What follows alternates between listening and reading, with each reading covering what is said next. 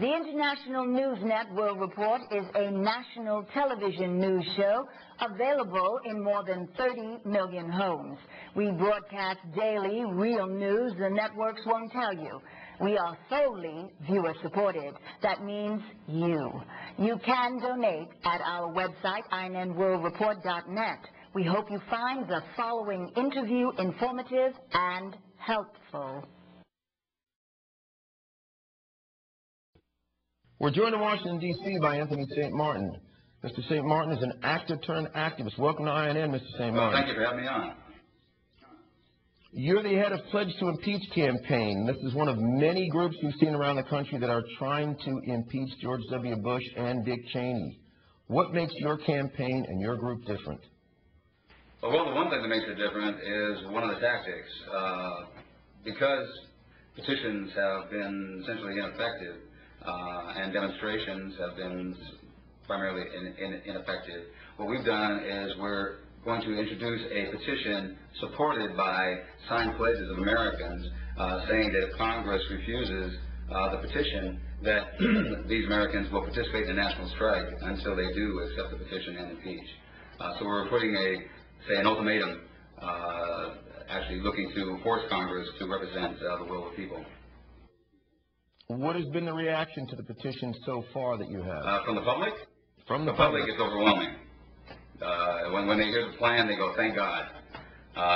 Essentially, that it's good to know that something's happening now where we can actually bring some pressure, bring some force, rather than simply requesting it. And how are you getting people involved in this? Are you doing rallies? Are you doing this online? What are your strategies for getting people involved in this campaign?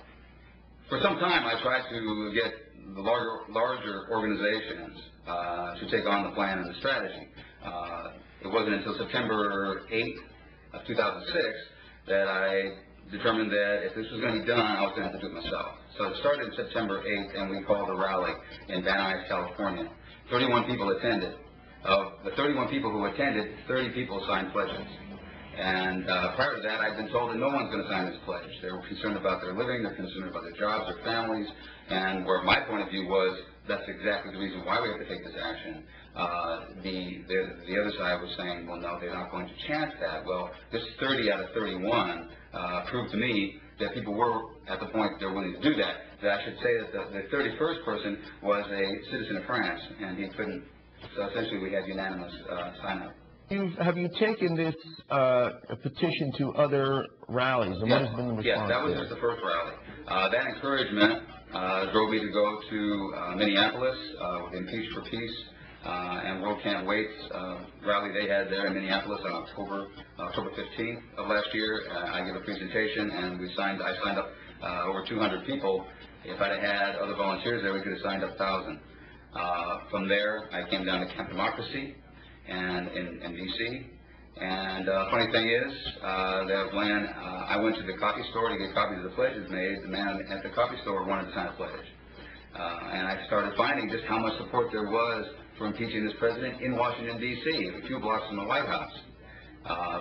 So once I found that there was that much support for it, I essentially had to stop collecting pledges to take the time to set up a website, to get volunteers on board, because I knew I was going to need a lot of help. We just started actively collecting pledges again about 3 or 4 weeks ago. At this point, we're getting about 30 a day online. And that's online. That's not going out and tabling. That's just the word getting around. We have pledges right now from people in 47 out of the 50 states. It's widespread, and we're looking for it to go, as we say, viral. It has to go word of mouth, because we're really not getting any support anywhere else. This is absolutely. We've seen impeachment being blocked in New Mexico. We hear the Democrats are trying to block it in Washington State and also in Vermont. Are some of the other pro-impeachment groups, impeachpac.org or Progressive Democrats of America, Democrats.com, there are so many others, have any of them agreed to join you at this time? They really haven't. They think that what I'm talking about is too difficult. That's what I've been told. That it would be just too extremely difficult to organize this many people to make a credible threat of a national strike.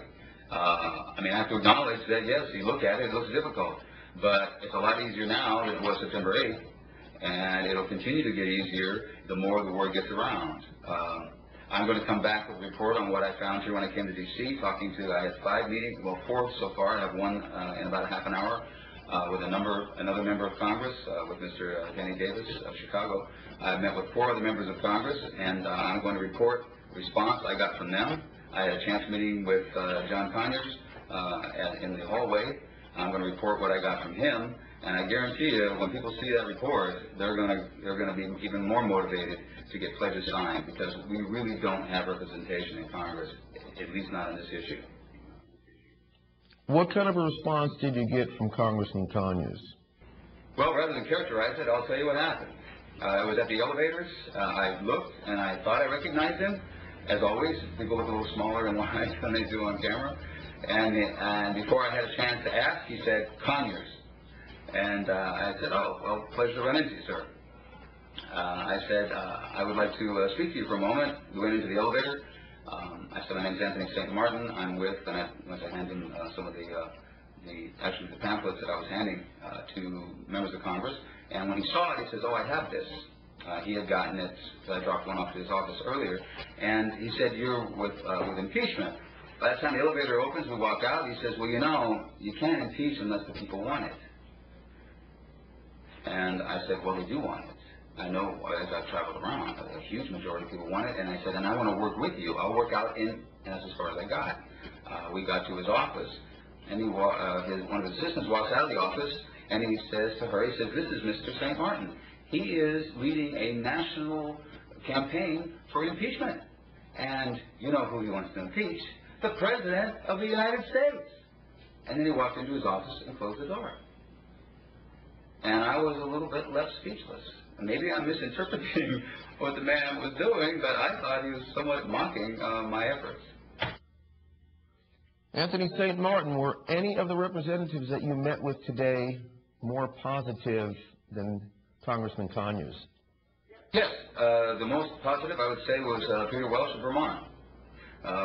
We were conversant, not with the representative, but with his staff member, who acknowledged that, the massive support for impeachment in the state, and that Congressman Welch was sensitive to that, and though he was not going to spearhead the movement on his own, that he was very cognizant of it, and that's pretty much where they left it. But he acknowledged that there was a lot of support for that within his state, and that he is certainly aware that he needs to represent his constituency. So that, I found, was maybe a spark of light there in the cloud. We also cannot endorse impeachment on this television show, but we can allow you to give your website if people want to find out more about what you're up to. Well, I appreciate that, because I know what's going to happen. People who are going to see this, I'm going to get a lot more pledges, and I'm going to have to get a hold of the people that have my website and say, we're going to have to expand our capacity. Tell us the website. Oh, you want me to tell you? Oh, yes, pledgetoimpeach.org. That's it. Go there. You can read the plan, and I advise people to read the plan, read the pledge, so you know what you're signing. It's not a petition. But the petition is a very simple document I will be coming back to D.C. on May 1st, and I told those people today I'm going to bring out the citizens' petition for impeachment backed by the pledges. What I'm asking people to do is sign the pledge in support of the petition, saying that if Congress refuses this petition to impeach this president, then they will participate in a national strike. Now, the thing is, Congress is going to get 2 chances to pass that, to accept that petition and begin impeachment. They're going to get 2 shots at it. Okay, it's only till after they've refused to do it twice that we will call the strike. I should add that the strike is not the emphasis. It's a credible threat of the strike. That we have enough pledges that we can realistically say, I've got enough people that are going to stay home, so that we will impact this country. We will shut this country down. That, I believe in my heart, is as dramatic as that sounds, those are the lengths we're going to have to go to in order to stop this agenda that's now dominating our federal government. Anthony St. Martin, thank you for joining us in the INN World Report. Thank you very much for having me on.